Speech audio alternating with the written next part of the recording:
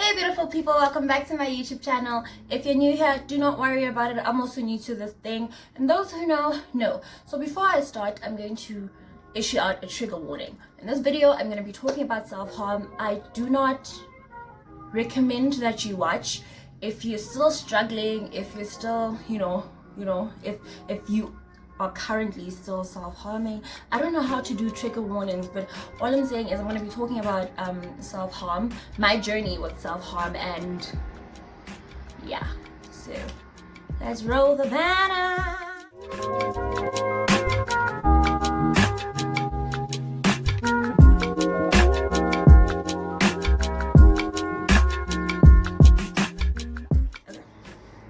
So what is self-harm? Self-harm is the injury of oneself. You harming yourself. Okay, let me read it out. Self-harm is the deliberate injury of oneself, typically as a manifestation of a psychological or psychiatric disorder. So personally, is that the right word? I don't know what's happening today. Anyway, so I have been diagnosed with bipolar 2, agoraphobia, depression, anxiety. It's a long list. All I'm saying is, yeah, mine is a manifestation of psychological and psychiatric disorders, and yeah. It's 2020 this year, and I started self-harming probably 5 or 6 years ago. I have a vivid memory of me cutting myself in 2015. I think that was the first time. However, I'm not sure. I really am not sure. I started cutting then. I don't know what I was going through. I don't know. I don't remember, but I know that it was a way of me to release whatever was clogged up in my esophagus, in my heart, in my head, and everything. And also then I was not necessarily receiving the best psychiatric help or psychological help. I was seeing a psychologist, but then I was just not comfortable with her. God, I'm not comfortable with a lot of psychologists. That's that on that. I was just not comfortable with her, so I was looking for ways to heal myself and looking for ways to, escape whatever I was going through in my head. So for me, that was cutting. It was 2015, and then 2016, that's when I landed myself up in hospital for cutting myself about like 173 times or more or less. I don't know, I don't remember. I landed myself up in hospital for that. Well, not for that, because for trying to kill myself, but then the cuts were part of that. And then over the years, since 2016 to now, it has been on and off. I've been cutting myself here and there, then here, stopping, starting. My thing with self-harm is that at some point for me, it stopped being an escape. Well, it still is an escape, and it still was, and it still was, I don't know. It's an escape, right? But at some point it becomes an addiction. It becomes I want to do it because I want to do it and not because I need to do it, at some point. So once you start, know that it's very hard to stop. It's very, very difficult to stop. It's very difficult to call yourself to order, to say, listen, you're not supposed to do this. Because I find myself sometimes wanting to cut myself, and I ask myself, Demi, what's going on? Are you depressed? No. Are you going through something? No. Are you feeling anxious? No. Are you happy? Yes. Do you want to cut? Yes. Why do you want to cut? Because I want to cut, So the last time I cut myself, that would be a lie, but the last time I cut myself like a lot was in January this year, right here on my arm. And yeah, since then I've been cutting myself here and there, then here one cut here and there, but like I've been doing amazing. This is the 7th month since my actual spiral.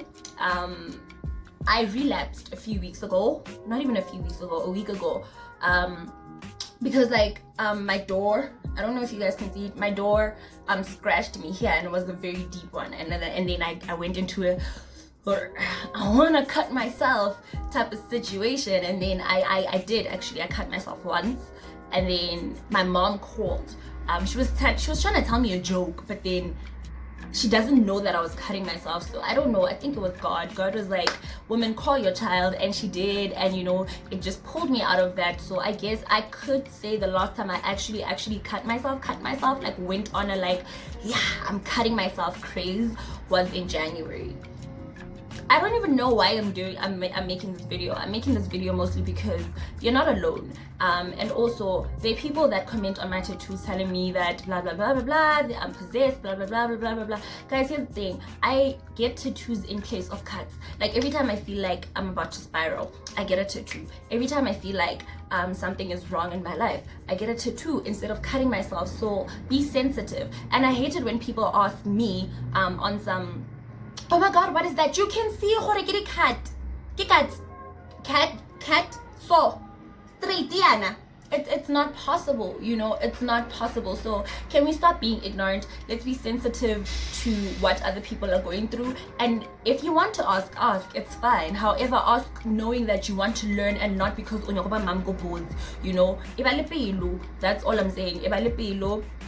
Also, if you are still harming yourself and you need help, I'm not saying I can help you because I'm also on a journey of helping myself and on a journey of getting out of it because I'm still currently in the cycle. All I'm saying is DM me.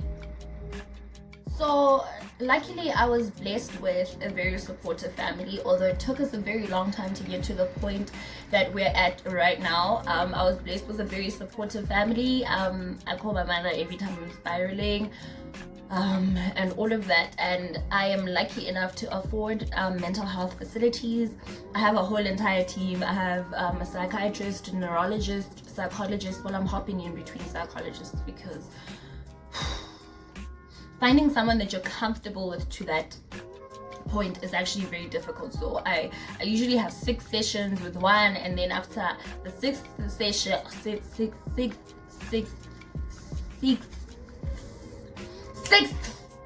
session, now we 6. After the 6th session, I'm like, you know, I assess my progress and how my recording during the day and the buses and wow.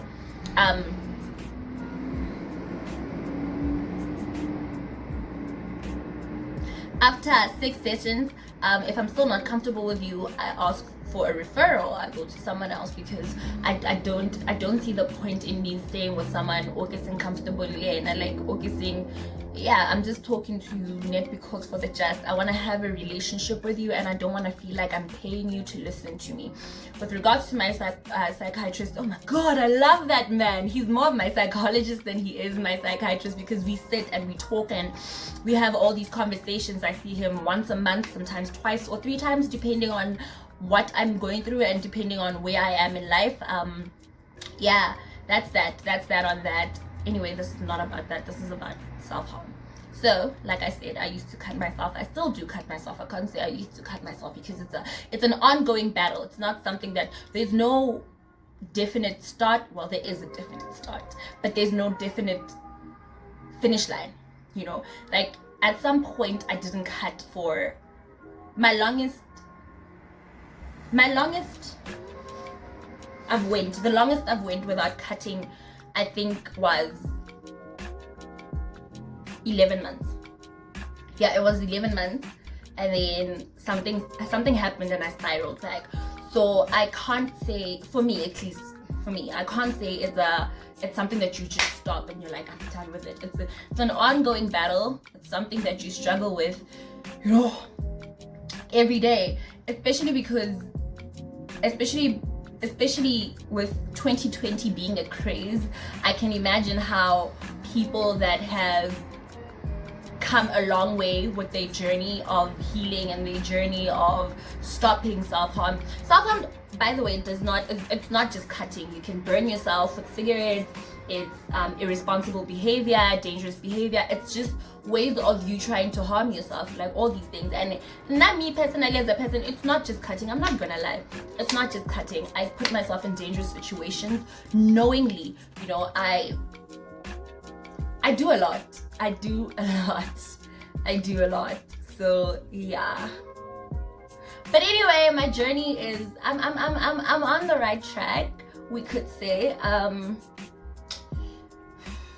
I've been on my pills.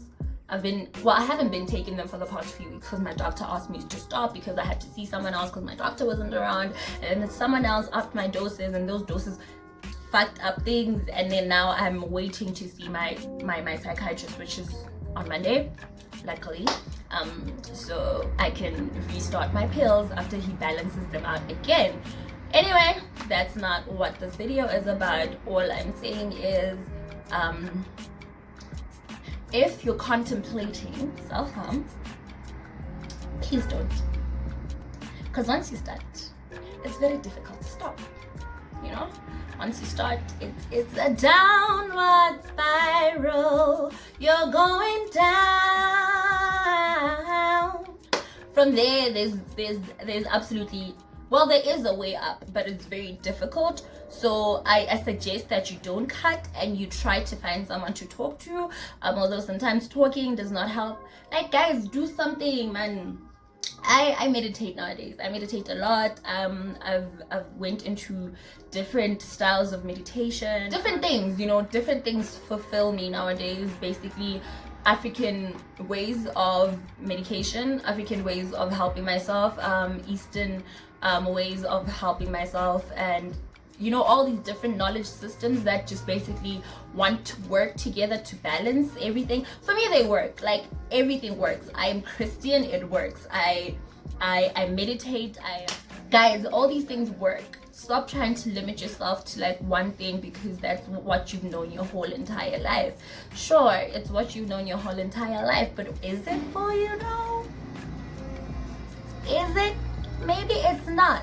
You know, so all I'm saying is, I was making this video because I've been receiving DMs about people saying they don't know what to do and they want to know how I did it, because I don't know what gave you guys the impression that I stopped cutting, but I didn't.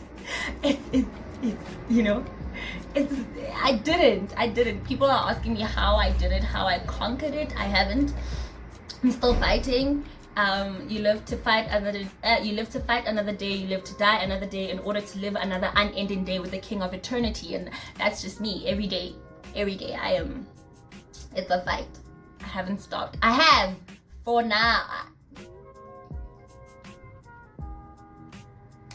It's under control. That's all I can say.